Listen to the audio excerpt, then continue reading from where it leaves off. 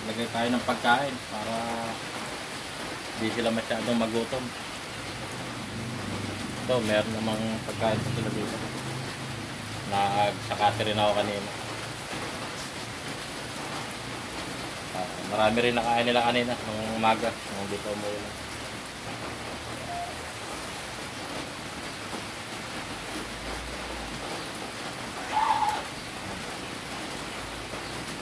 Kailangan lang meron sila talagang kinakain.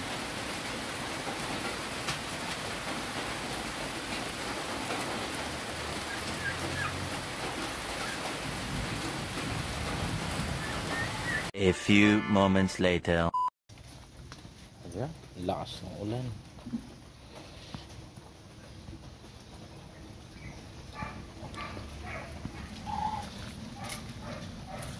Lakas ng ulan ano? Saan punta? Hindi na ilaw. Sabay barangay. Lakas ng ulan. Hindi ginaw yung mga alaga. Ito kambing. Sinilong naman natin kanina bago umulan. Yan, ay, pati yung manok din ginaw na rin. Yun. Yan sila.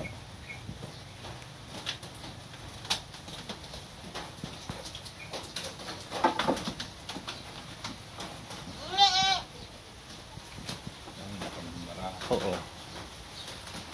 Yung isa si purong puti. Ito naman yung isa. Yan, may kasama sila sa kulungan yung dalawang pabo.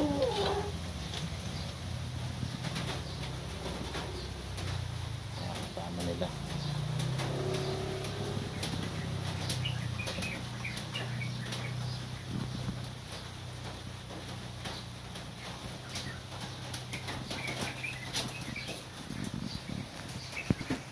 Kaibigan nila yan, yung ating alaga, si Kulit.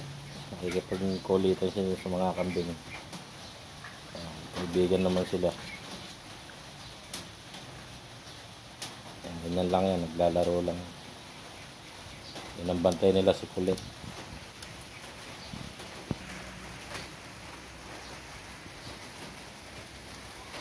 Anong panahon, nagdidilim. Puro ulan.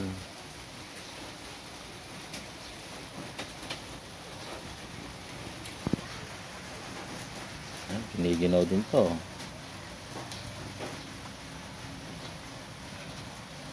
Giginawin talaga sila. Halos maghapon yung ulan. Yan to isa oh.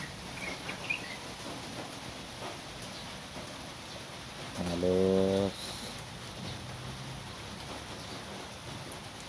ayaw lang yung lumabay kahit pa unti-unti lang yung ulan. Talagang kuwan. Yan, aligo na yung ating service na Biorandi.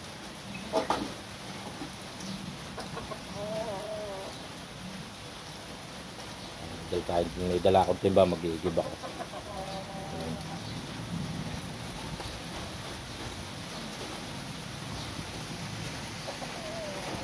Ayan, isang alaga pa.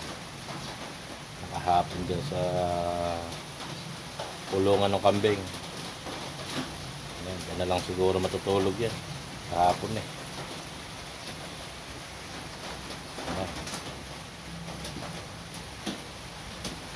Hihingin ng pagkain.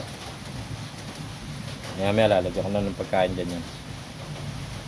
Para hindi sila magutom.